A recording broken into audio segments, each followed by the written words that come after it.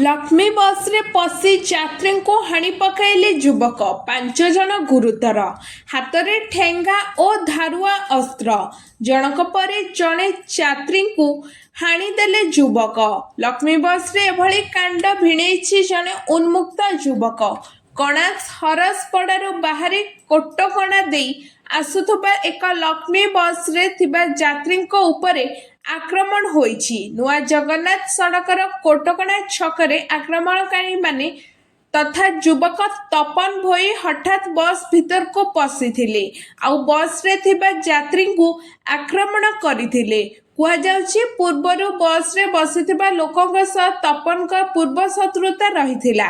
तपन प्रथमे ठेंगा और तापरे मारणास्त्र रे जनक परे जनक हाणी पकाइथिले। तपन खबर पाई गोडिसा गोदा थाना पुलिस घटनास्थल रे पहुंचीथिला हेले तपन को काबू करबाकू नाकेदम होइथिला पुलिस। तपन मध्य पुलिस को आक्रमण करिथिला। एही आक्रमण रे यात्री पुलिस सह 5 रु अधिक आहत होइथिबा बेले सेमानकू मेडिकल रे भर्ती करा जायछि। 3 जनक अवस्था गुरुत्वपूर्ण रहिछि। लोकंक आक्रमण रे तपन भोई मध्ये आहत होइथिबा जणा पड़िछि।